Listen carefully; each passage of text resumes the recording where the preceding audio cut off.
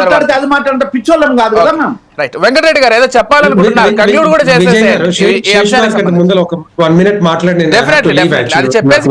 చేసేయండి. అదే కంక్లూడ్ చేస్తాను. ఇప్పుడు నేను ఏమంటున్నా అంటే రేవంత్ రెడ్డి గారికి ఇప్పుడు ఆర్థిక స్థితి బాగలేదు కాబట్టి ఎంతసేపు ఉన్నా కూడా భారతీయ జనతా పార్టీ మీద బురద జల్లాలి. వీళ్ళ మీద పూర్తి వ్యతిరేకత వచ్చింది, తెలంగాణ ప్రజలకి పూర్తిగా వచ్చేసింది. మీరు ఊర్లలోకి వెళ్ళండి, సర్వేలు చేయండి, ప్రతి ఒక్కరు కూడా తిడతా ఉన్నారు.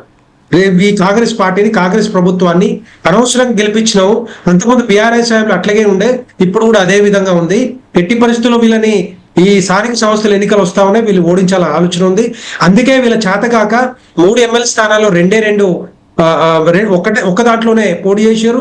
రెండిట్లో దాన్ని మరి దాంట్లో పోటీ కూడా చేయలేదు. ముందు కూడా ధైర్యం కూడా రాలేదు. ఎందుకంటే వీళ్ళు ఎట్లాగా గ్రాడ్యుయేట్స్ ఉన్నారు, 34 లక్షల మంది, వాళ్ళకి నిరుద్యోగ వృత్తి ఇస్తా అని చెప్పి ఈ 6 గ్యారెంటీలతో పాటుగా ఒక హామీ కూడా ఇచ్చారు. ఒక్కొక్కరికి 50,000 రూపాయలు బాకీ ఉన్నారు. ఆ భయం ఒకటి ఉంది. దాంతో పాటుగా టీచర్లు పట్టించుకోలేదు. సో ప్రతి ఒక్కరిని కూడా వీళ్ళు పట్టించుకోలేదు. కాబట్టి ఈ రోజు నాకు చెడ్డ పేరు వస్తుంది. ఈ చెడ్డ పేరుని కిషన్ రెడ్డి గారి మీదనో, లేకపోతే బండి సంజయ్ గారి మీదనో, లేకపోతే బీజేపీ మీద రుదితే ఇది అటైపోతుంది, నాకు తగలదు అనుకుంటున్నారు. కానీ అది మొత్తం కూడా వీళ్ళు ఏం చేసినా కూడా, ఏ పని చేసినా కూడా వీళ్ళకే బ్యాక్ ఫైర్ అవుతా ఉంది, వీళ్ళకే బూమరాంగ్ అవుతా ఉంది. తెలంగాణ రాష్ట్ర ప్రజల మైండ్ లో వీళ్ళ మీద పూర్తిగా వ్యతిరేకత ఉంది. కాబట్టే ఈ స్థానిక సంస్థల ఎన్నికలని ప్రతి ఒక్కటి ఏదో ఒక రోజు తీసుకొస్తా ఉన్నారు.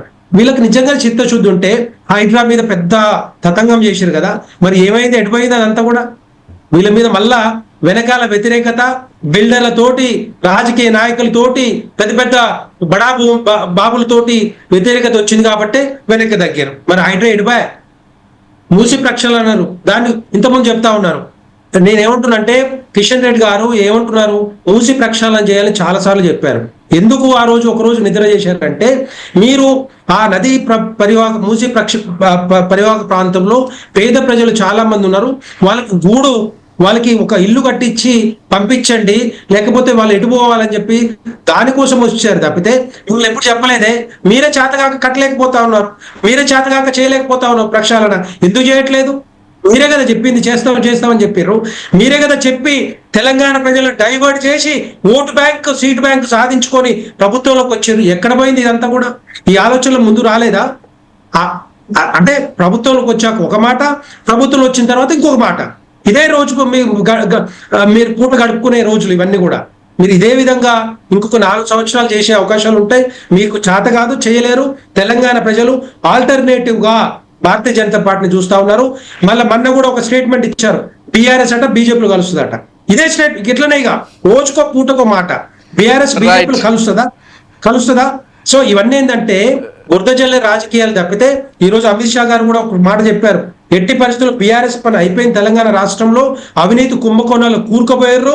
వీళ్ళతో చేతగాకనే మరి ఇప్పుడు రేపొద్దున ఆల్టర్నేటివ్ గా కాంగ్రెస్ భారతీయ జనతా పార్టీ ఉద్భవించింది, రేపు అధికారంలోకి వస్తుందని చెప్పి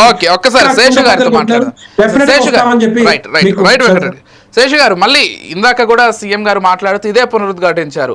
కేవలం కిషన్ రెడ్డి వల్లే నిధులు రావట్లేదని చెప్పారు. కాజీపేట